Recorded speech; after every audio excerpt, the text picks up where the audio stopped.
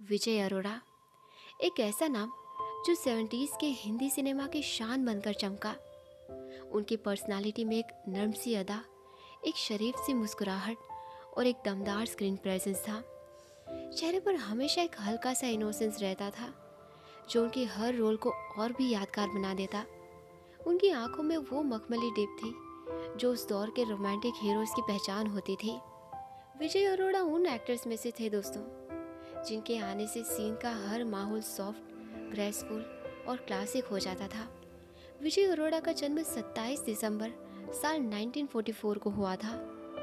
उन्होंने film and television institute of India से gold medal के साथ ग्रेजुएशन किया।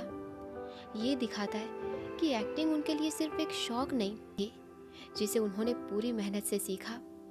उनकी सबसे यादगार फिल्म साल 1973 की यादों की बारात है, जिसमें उनका और जीनत अमान का सुपरहिट गाना चुरा लिया है तुमने जो दिल को आज भी लोगों के दिलों में बसा हुआ है, और उसी फिल्म ने उन्हें हाउस होल्ड नेम बना दिया। इसके अलावा उन्होंने रानी एंड लाल परी, जीवन ज्योति, फागुन, हनीमून जैसी काफ़ी फिल्में की। सिनेमा के अलावा टेलीविज़न पर भी उन्होंने अपना जलवा दिखाया। उनका रामायण में मेघनन का रोल लोगों को बहुत पसंद आया था। इतना ग्रेसफुल येट पावरफुल पोर्ट्रियल बहुत कम एक्टर्स पाते हैं। विजय अरोड़ा का करियर हमेशा स्पॉटलाइट में नहीं रहा दोस्तों, लेकिन उन्होंने जो काम किया वो सच्ची क्वालिटी और डिग्निटी के साथ किया।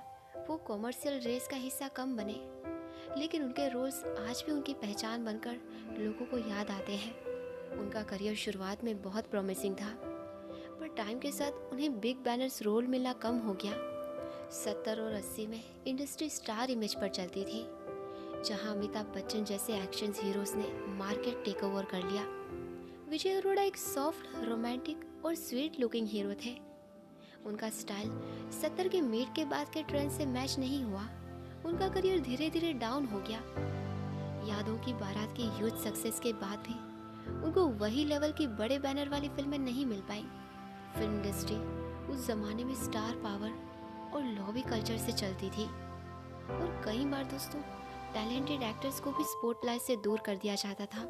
विजय अरोड़ा एक सॉफ्ट, डिसेंट हीरो थे जिनके परफॉर्मेंसेस स्ट्रॉन्ग थे, लेकिन कॉमर्शियल मसाला वाला इमेज उनकी पर्सनालिटी से मैच नहीं होता था। धीरे धीरे उनके रोल्स कम होते गए और वो साइड कैरेक्टर्स या सपोर्टिंग रोल्स तक ही सीमित हो गए। और एक दौर तो ऐसा भी था दोस्तों कि राजेश खन्ना भी इनसे डर गए थे। उनकी मुस्कान में एक अलग ही जादू था। जिंदगी के आखिरी सालों में भी वो इंडस्ट्री में एक्टिव थे, पर स्पॉटलाइट वैसे कभी वापस नहीं आई जैसे उनके शुरुआती दौर में थी। इन सब के बावजूद विजय अरोड़ा को उनकी सिंप्लिसिटी, उनके डिसिप्लिन नेचर और उनके one of a kind charm के लिए हमेशा याद रखा जाता है। बात अगर इनकी पर्सनल लाइफ की करें तो इन्होंने रीना अरोड़ा से शादी की थी। इंडस्ट्री के ग्लैमर के बावजूद उनका मैरिड लाइफ हमेशा शांत और डिग्निफाइड रहा। दोनों ने कभी अपनी पर्सनल लाइफ को मीडिया में हाईलाइट नहीं किया।